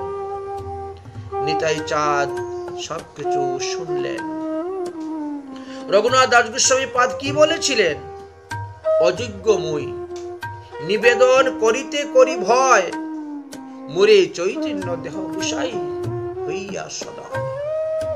রঘুনাথ দাস গোস্বামী পাদ বলছেন, আমি একটা বস্তু আপনার কাছে চাইব, কিন্তু চাইতে বড় ভয় লাগতেছে, কারণ ওই বস্তু পাওয়ার মতো যোগ্যতা আমার নাই। তথাপিও আমার চাইবার বড় ইচ্ছা হচ্ছে। নিতাই চাঁদ বলেন, কি চাও? বলে, আমাকে চৈতন্য গোসাইকে দান করে দাও, আমাকে মহাপ্রভু চাই। আমি মোর শিরে পদধরি করহ প্রসাদ, নির্বিঘ্নে চৈতন্য পাও করো আশীর্বাদ। হে নিতাই চাঁদ, আপনি আপনার শ্রী চরণ যুগল আমার মস্তকে ধারণ করে আশীর্বাদ করুন, আমি যেন মহাপ্রভুর ভক্ত হতে পারি, মহাপ্রভুকে লাভ করতে পারি, এই কৃপা আমাকে করুন। রাঘব পণ্ডিতের দ্বারা নিবেদিত রঘুনাথ দাস গোস্বামী পাদের দৈন্য বিনয়পূর্ণ বাণী শ্রবণে সহজেই দয়াময়ী নিতাই চাঁদের হৃদয়স্থ করুণার সিন্ধু উচ্চলিত হয়ে উঠেছিল। তাই রঘুকে নিকটে আহ্বান করে তার মস্তকে স্বীয় চরণ অর্পণ করে স্নেহের করুণার সাথে নিত্যানন্দ প্রভু বলেছিলেন, হে রঘুনাথ, তুমি যে করাইলে এই পুলিন ভোজন, এই যে চিরাদদি তুমি খাওয়াইলে, তোমার কৃপা করি চৈতন্য কইল আগমন। তোমার এই উৎসবেতে মহাপ্রভু এসে প্রসাদ পেয়ে গেছেন, তুমি দেখতে পাও নাই। কৃপা করি কইলে দুগ্ধ চিপিটক ভক্ষণ, নিত্য দেখি রাত্রে কইল প্রসাদ ভোজন। তোমা উদ্ধারিতে গৌর আইল এই স্থানে আপনে, পানিহাটিতে এসে গেছিলেন। ছুটিল তোমার যত বিঘ্ন বন্ধনে, তোমার বিঘ্ন বাধা সব ছুটে যাবে। স্বরূপে স্থানে তোমায় করিবে অর্পণ, অন্তরঙ্গ বৃত্ত করি রাখিবে চরণ। তুমি অল্প দিনের মধ্যে সংসার ত্যাগ করে তুমি মহাপ্রভুর চরণে যাবে। মহাপ্রভু স্বরূপ দামোদরের কাছে তোমাকে অর্পণ করবেন, আর অন্তরঙ্গ ভক্ত করে তোমাকে রেখে তিনি সুশিক্ষা তোমাকে দান করবেন। নিশ্চিন্ত হইয়া যাহ আপনার ভবনে, আর চিন্তা নাই, ঘরে চলে যাও। অচিরে নির্বিঘ্নে তুমি পাইবে শ্রী চৈতন্য চরণে, চৈতন্য চরণ তুমি লাভ করতে পারবে। এই হলো সেই লীলা মহোৎসব, দণ্ড মহোৎসব। কে স্মরণ করে এই প্রতি বৎসরের এই লীলাটি? এই যে জ্যৈষ্ঠ মাসের শুক্লা ত্রয়োদশীতে প্রাণীঘাটিতে বটবৃক্ষ তলে সংলগ্ন গঙ্গার তীরে এই রঘুনাথ দাস গোস্বামী পাদের দণ্ড মহোৎসব হয়েছিল, আজ অবধি তাহা চলে আসতেছে, আজ অবধি তাহা চলে আসতেছে। লক্ষ লক্ষ লোকের সমাগমে মুখরিত হয়ে উঠেছে আজকের এই দিবস। শ্রী নিতাই চাঁদের প্রতি শ্রদ্ধা অবনত চিত্তে এই পরম অমৃতময় দধিচিরা ভোগ আজকের দিনে সবাই নিবেদন করবেন। হর্ষ মনে সকল ভক্ত বৈষ্ণবদেরকে এই মহাপ্রসাদ দান করবেন। তাহলে তোমারও দণ্ড মহোৎসব হয়ে গেল। ভক্ত বৈষ্ণবের এই মহা সম্মিলনে দণ্ড মহোৎসব নামেই খ্যাত। আজকে লক্ষ লক্ষ লোকের ভিড়। কলকাতা সুদপুর রেল স্টেশন হইতে কিছুটা দূরেই এই প্রাণীহাটি গ্রাম। নিত্যানন্দ প্রভুর কৃপা প্রসাদ পাওয়ার পরে থেকেই রঘুনাথ দাস গোস্বামী পাদের আর গৃহের অভ্যন্তরে তিনি যান না। তিনি ঘরের বাইরে তাদের একটা দুর্গা মন্দির ছিল, সেই দুর্গা মণ্ডপে শয়ন করেন। সেখানেই সব রক্ষকগণ জেগে রঘুনাথ দাস গোস্বামীকে পাহারা দিতেন। কোন এক দৈবযোগে রাত্রি প্রভাত হইলে চারজন্ড বাকি এমন সময় অদ্বৈত আচার্যের শিষ্য বাড়ির পুরোহিত রঘুনাথ দাসের গুরুদেব যদুনন্দন আচার্য এসে উপস্থিত হয়েছিলেন। তিনি রঘুনাথকে সঙ্গে নিয়ে পূজারীর অনুসন্ধানে বেরিয়েছিলেন। সেই শেষ রাত্রে গৃহ ছেড়ে বের হলেন। রঘুনাথকে উদ্ধার করার জন্য যদুনন্দন আচার্য পূজারীর চিত্তের সেবা ছেড়ে পালিয়ে যাওয়ার ইচ্ছা প্রকাশ করেছিলেন, কৃষ্ণ স্ফূর্তি করেছিলেন। শেষ রাত্রে রক্ষকগণকে শ্রীকৃষ্ণ নির্দিত করে দিলেন। রঘুনাথের প্রার্থনা সম্মত হয়ে যদুনন্দন আচার্য একাই রঘুনাথ দাসকে বিপ্র অনুসন্ধানে পাঠিয়েছিলেন এবং নিজে একলাই গৃহে প্রত্যাবর্তন করেছিলেন ভগবান শ্রীকৃষ্ণের ইচ্ছাতেই। রঘুনাথের প্রণয় পালিয়ে যাওয়ার অনুকূল সুযোগ সুবিধা উপস্থিত হয়ে গেল। তাই বোধহয় মহাপ্রভু পূর্বেই রঘুনাথ দাসকে শান্তিপুরেই বলেছিলেন যে কৃষ্ণ কৃপা যারে করে তারে গৃহে বেঁধে কে রাখিতে পারে। রঘুনাথ দাসের সংসার বন্ধন ছিন্ন হয়ে গেল।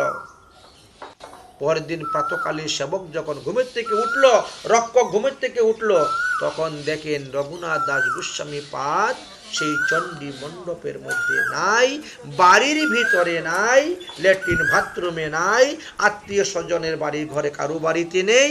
সকলেই তখন বুঝতে পারলেন যে রঘুনাথ পালিয়েছে। তাকে ধরে আনার জন্য রাজপথে রওনা হলেন, কিন্তু রঘুনাথ দাস গোস্বামী পাদ তো রাজপথে যান নাই, তিনি বনপথে গিয়েছেন। কারণ এর আগে যতবার তিনি রাজপথ ধরে গিয়েছেন, হাইওয়ে রোড ধরে, ততবারই তাকে ধরে নিয়ে চলে এসেছে। এই জন্য রাজপথ ত্যাগ করে তিনি বনপথে রওনা হয়েছেন মহাপ্রভুর নিকটে। বড় কষ্টের। লেখা আছে 12 দিনের পথ যাইয়া 3 সন্ধ্যা অন্ন খাইয়া। চিন্তা করছেন, 4 দিন পরে গিয়ে একবার একটু প্রসাদ পেয়েছেন, আর খালি পাগলের মতো খালি দৌড় আর দৌড়, যদি পিছন থেকে এসে ধরে ফেলে নিয়ে চলে যায়। শ্রী চৈতন্য নিত্যানন্দের চরণ চিন্তিয়া পথ ছাড়ি উপপথে যাহেন ধাইয়া। উপপথে গেলে তো কত কাটা, কত কাদা, কত কিচ, কত পাথর, কত পাহাড়, কত নদী, খাল বিল পার হতে হয়েছিল, তার অন্ত নাই। শ্রী নিতাই চৈতন্যের চরণ চিন্তা করে করে অপরিচিত পথ, পথেরও কোনো চিন্তা নেই। পথ মানে পরিচিত পথ, রাজপথ ছেড়ে দিয়ে উপপথ, গ্রামের পথে আনাচে কানাচে ঘুরে ঘুরে রঘুনাথ দাস গোস্বামী চলে। উৎকণ্ঠা এতই ছিল যে উৎকণ্ঠার কারণে ক্ষুধা পিপাসা তাকে ক্লান্ত করতে পারে নাই। তার মহাপ্রভুর চরণে এত উৎকণ্ঠা ছিল যে যার ফলে ক্ষুধা এবং পিপাসা তাকে কিছুই করতে পারে নাই। কবু চর্বণ, চানা, একটু চানা নিয়ে খেতেন, কবু রন্ধন, কবু দুগ্ধপান, যবে যেই মিলে তাতে তাকে নিজ প্রাণ রক্ষার জন্য ওই একটু কিছু পেলেন। গ্রামে গ্রামে যাচ্ছেন তো, আমার ক্ষুধা লেগেছে, আমাকে একটু দুধ দাও না, একটু দুধ খেয়ে বাস হাঁটা। কোথায় চানা একটু কিনলেন, খেলেন। 12 দিন চলে গেলা শ্রী পুরুষোত্তম। আমাদেরকে 25-30 দিন লাগে পুরুষোত্তম যেতে।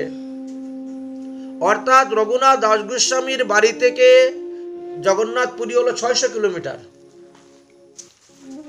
600 কিলোমিটার ইনি 12 দিনে গিয়েছেন। তাহলে দিনে কত হাঁটতে হয়েছে? প্রতিদিন 50 কিলোমিটার। প্রতিদিন 50 কিলোমিটার রাস্তা তিনাকে হাঁটতে হয়েছে। তবে তো 12 দিনে 600 কিলোমিটার যাওয়া যাবে।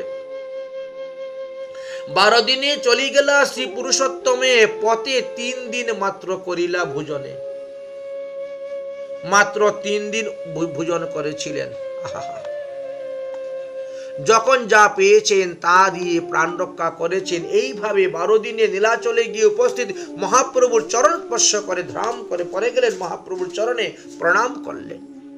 শ্রী শ্রী নিতাই চাঁদের কৃপাপুষ্ট রঘুনাথকে দেখেই মহাপ্রভু তাকে অতি দুর্লভ রত্নের ন্যায় বুকের মধ্যে জড়িয়ে ধরলেন, যে আমি একটা মহারত্ন পেয়েছি আজ।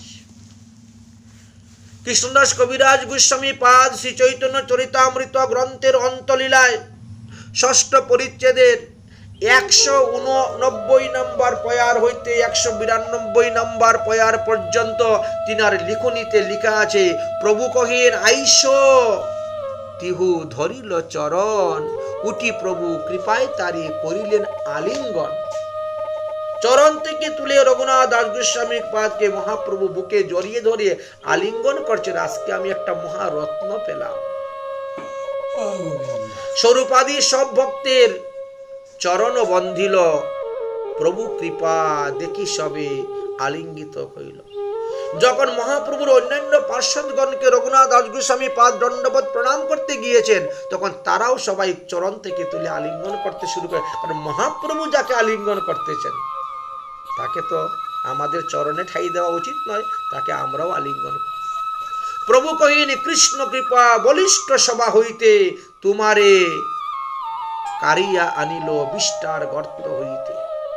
এই কথা বিষ্টা গর্ত বলতে এখানে বিষয়ের গর্ত। রঘুনাথ দাস গোস্বামী কোনো পায়খানার গর্তে পড়েন নাই, তবে বিষয়রূপী বিষ্টা। যার বাবার এত লক্ষ টাকা আয়, কত বড় বিষয় চিন্তা করছেন, 20 লক্ষ টাকা আয় 500 বছর পূর্বের কথা, যে সময় 1 টাকায় 8 মণ চাল কিনা যেত, সেই সময়ে। তোমারে কৃষ্ণ কৃপা বলিষ্ঠ সভা হইতে, তোমারে কারিয়া আনিল বিষ্টার গর্ত হইতে। রঘুনাথ মনে কয়ে কৃষ্ণ নাহি জানি, তোমার কৃপায় কারিল আমায় এই মাত্র মানি। রঘুনাথ দাস গোস্বামী পাদ মনে মনে বলে, রে তুমি তো সাক্ষাৎ কৃষ্ণ, তুমি তো কৃপা করে আমাকে এনেছ, আমি আর অন্য কাকে জানব। রঘুনাথকে ব্রজের মাধুর্য রস আস্বাদন করাইয়াছিলেন মহাপ্রভু।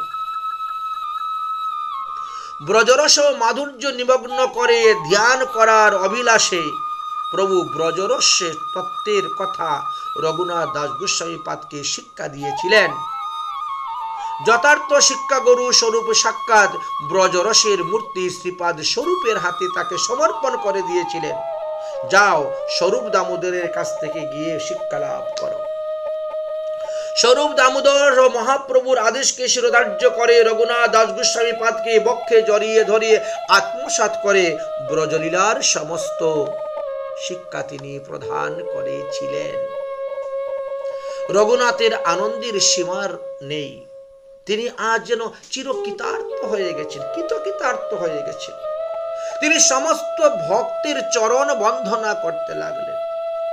রঘুনাথের ক্ষীণতা, দৈন্যতা, মলিনতা দেখে মহাপ্রভু গোবিন্দকে রঘুনাথের প্রতি বিশেষ দৃষ্টি আকর্ষণ করে বললেন, হে গোবিন্দ, আজ থেকে তার দেখাশোনার দায়িত্ব তোমার। রঘুনাথের পরমার্থিক মঙ্গলের জন্য যাহা যাহা করার দরকার তুমি তাহাই করবে। মহাপ্রভুর যেন কত উৎকণ্ঠা, কত আর্থী। কবিরাজ গোস্বামী পাদ তিনি তিনার লিখনিতে লিখেছিলেন, অতএব চৈতন্য চরিতামৃত গ্রন্থের অন্তলীলার 6ষ্ঠ অধ্যায়ের 204 নম্বর পয়ার হইতে 208 নম্বর পয়ারের মধ্যে লেখা আছে মহাপ্রভুর কৃপা কিভাবে করেছিলেন। চৈতন্য ভক্ত বাৎসল্য কহিতে না পারি, গোবিন্দরে কহেন রঘুনাথরে দয়া করি, পথে তিহু করিয়াছে বহুত লঙ্ঘন, মানে উপবাস, অনেকদিন খায় নাই, লঙ্ঘন। কতদিন করো ইহার ভালো সম্ভাষণ, অতএব একটু ভালো মন্দ রান্না করে তাকে সেবা করাও। রঘুনাথ কহে যাই করো সিন্ধু স্নান, জগন্নাথ দেখিয়া এসে করহ ভোজন। অতএব তুমি যখন নীলাচলে এসেছো, আগে যাও, গিয়ে সমুদ্রে স্নান করো, সমুদ্র মহাতীর্থ, সমুদ্রে স্নান করে এসে জগন্নাথ দেবকে দর্শন করো, আর তারপরে এসে তুমি ভোজন করো, আমি রান্না করতেছি।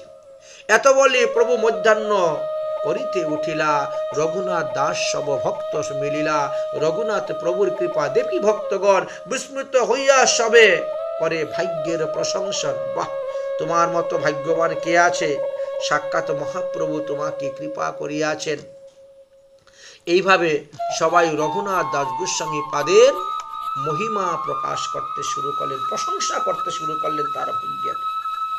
রঘুনাথের প্রতি প্রভুর কৃপা দর্শনে ভক্তগণ পর্যন্ত বিস্মিত হয়ে গেলেন নীলাচলবাসীগণ। এরপর রঘুনাথ দাস গোস্বামী পাদ সমুদ্রে স্নান সেরে এসে শ্রী জগন্নাথ দেবকে দর্শন করে, পরে শ্রী গোবিন্দের নিকট হইতে মহাপ্রভুর অদরামৃত ভোজন অবশিষ্ট প্রসাদ পেয়ে তিনি ধন্য হয়েছিলেন। এইভাবে কয়েকদিন অতিক্রান্ত হওয়ার পর রঘুনাথ দাসের মনে হইল তিনি কৃষ্ণ সেবা ভুলে দেহ সেবার মধ্যেই মত্ত হয়ে গেছেন। ওখানে যাওয়ার পরে তো সেবা পূজা হচ্ছে না, এই জন্য বলছে সর্বনাশ, আমি তো কৃষ্ণ সেবা ভুলে গিয়ে এখন দেহ সেবায় মত্ত হয়ে গেছি।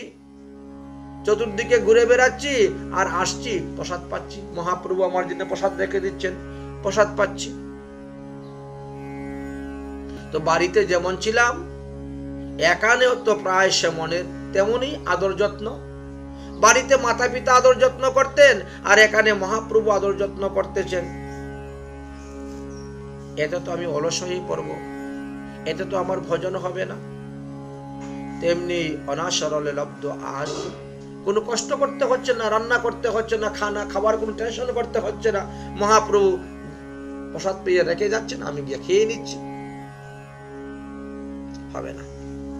আত্মসুখ প্রিহায় জুড়াবে যদি কৃষ্ণের প্রীতি, সে দূরে চলে যায়। এই আত্মসুখ করতে করতে তো আমি ভগবানের সেবা পূজার থেকে দূরে চলে যাব না, আমার এই গতির পরিবর্তন করতে হবে। এই বসে বসে প্রসাদ পেলে হবে না, প্রসাদের জন্য আর গোবিন্দের কাছে আমি যাব না। গোবিন্দ অনুসন্ধান করে সেই কিছু জ্ঞাত হয়ে তিনি প্রভুকে জানাইলেন। মহাপ্রভু কি বললেন, কিরে রঘুনাথ কেমন আছে? বলে রঘুনাথ তো আমার কাছে আসেই নেই প্রসাদ পেতে। কারণ কি? কারণটা তখন অনুসন্ধান করলেন গোবিন্দ। অনুসন্ধান করে সে মহাপ্রভুকে বললেন, গোবিন্দ কহেন রঘুনাথ প্রসাদ না লয়, রাত্রে সিংহদ্বারে দাঁড়াইয়া হইয়া ভিক্ষা মাগি খায়।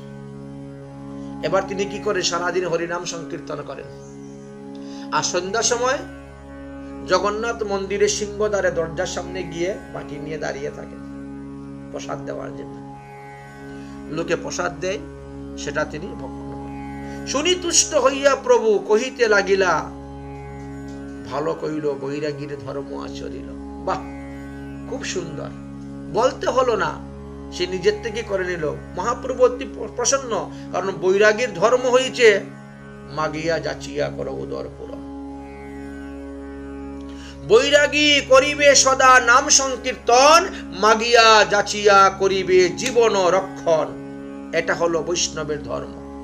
সে 10 ঘর যাবে, ভিক্ষা করবে, আনবে, তার জীবন রক্ষা করবে। ঘরে বসে বসে খাবে, এটা বৈরাগীর ধর্ম নয়। মহাপ্রভু অত্যন্ত প্রসন্ন হয়ে মহাপ্রভুর কৃপাতে রঘুনাথ দাসীর এতাদৃশ্য ভক্তি উৎপন্ন হয়েছিল, বৈরাগ্য উৎপন্ন হয়েছিল, তাই তিনি বৈরাগ্যের মধ্যে প্রধান। প্রভু অত্যন্ত প্রীত এবং ভালোবাসতেন তাকে। সংকোচ হেতু রঘুনাথ প্রভু সম্মুখে এসে কিছু বলতে পারতেন না। একদিন স্বরূপ দামোদরের চরণে নিবেদন করিলেন তার কর্তব্য কি। স্বরূপ দামোদরকে বললেন, আপনি একটু মহাপ্রভুকে জিজ্ঞেস করবেন আমার কর্তব্য কি, আমি এখন কি করব। এই যে গৃহ ত্যাগ করে আমি এসেছি, হরিনাম করতেছি আর ভিক্ষা করতেছি, খাচ্ছি, এছাড়া আমার আর কি কর্তব্য আসেনি, কি কি কর্তব্য তাহা আমাকে বলো। কেমনই বা মহাপ্রভুকে আমি নিজে গিয়ে বলবো, বলেন তো, আপনি একটু বলেন। মহাপ্রভুর কৃপাতে আমি ঘর ত্যাগ করে এসেছি, এখন আমার কর্তব্য কি। স্বরূপের নিকটে যখন বললেন, স্বরূপ গিয়ে মহাপ্রভুকে এই কথা জানাইলেন। মহাপ্রভু শোনার পরে রঘুনাথ দাস গোস্বামী পাদকে কি শিক্ষা দিয়েছিলেন। হাসিয়া মহাপ্রভু রঘুনাথের কহিল, তোমার উপদেশটা করি স্বরূপেরই দিল। তোমাকে তো বলছি স্বরূপ যা বলবে তুমি তা করবে, তারপরেও তুমি আমার কাছ থেকে জানার অত অভিপ্রায় কেন? স্বরূপ যা বলবে তা করো। তবে শুনো, সাধ্য সাধন তত্ত্ব শিখো ইহার স্থানে। আগে সাধ্য সাধন তত্ত্ব শিখো, কারণ সাধ্য বস্তু পেতে গেলে সাধন করতে হয় ভগবানকে। আমি তো নাহি জানি, তিহু সব জানে। এই স্বরূপে সব জানে, তার কাছে যাও। তথাপিও আমার আজ্ঞা শ্রদ্ধা করি যদি হয়, আমার এই বাক্য তুমি করহ নিশ্চয়। তারপরেও যদি আমার বাক্যেতে তোমার শ্রদ্ধা হয়, তাহলে আমি যা বলতেছি তুমি তা শুনো। কি? গ্রাম্য কথা না শুনিবে, গ্রাম্য বার্তা না কহিবে, ভালো না খাইবে আর ভালো না পড়িবে। অমানিনী মানদ কৃষ্ণ নাম সদা লবে, ব্রজে রাধা কৃষ্ণ সেবা মানুষে করিবে। এই 4 লাইনের মধ্যে সমস্ত ভজন তত্ত্ব দিয়ে দিলে শিক্ষা। এই তো সংক্ষেপে আমি কইন উপদেশ, স্বরূপের টাই তাহা পাইবে বিশেষ। মানে এই 4 লাইনের বিস্তার ব্যাখ্যা তুমি স্বরূপ দামোদরের কাছে পাবে, যাও তার কাছ থেকে শুনো। এত শুনি রঘুনাথ বন্দিল প্রভুর চরণ, মহাপ্রভু কইল তারে কৃপা আলিঙ্গন। পুনঃ সমর্পিলেন তারে স্বরূপের স্থানে, অন্তরঙ্গ সেবা করে স্বরূপের সনে। এইবার দেখেছেন মানসিক ভজন, ব্রজে রাধা কৃষ্ণ সেবা কিভাবে মনে মনে ভজন করতে হবে, এই শিক্ষা দিয়ে দিলেন। এখন চিন্তা করলেন, ভালো না খাইবে, তাহলে সিংহদ্বারে ভিক্ষায় তো ভালো ভালো পাওয়া যায়, ছানার রসা, পনিরের রসা, ডাইল, ভাজি। জগন্নাথ মন্দিরে প্রসাদ অতি উত্তম, কত রকম ব্যঞ্জনাদি পাওয়া যায়। বাবা ভালো না খাইবে যখন, তাহলে আর ওখানে আর ভিক্ষা করবো না। তাহলে কি করব? রাত্রিবেলা যখন বাজার বন্ধ হয়, ঝাড়ু দিয়ে পরিষ্কার করে ফেলে দেয়, সব প্রসাদগুলা ডেইনে দিয়ে আসে, তো ওইখান থেকে ধরে ওইগুলা পরিষ্কার করে খাবো। চিন্তা করছেন, বেঁচে থাকতে হবে তো, প্রাণ রক্ষার জন্য খেতে হবে। ধীরে ধীরে সিংহদ্বার ত্যাগ করলেন, ছত্রে গিয়া প্রসাদ পান আর রঘুনাথ করেন না।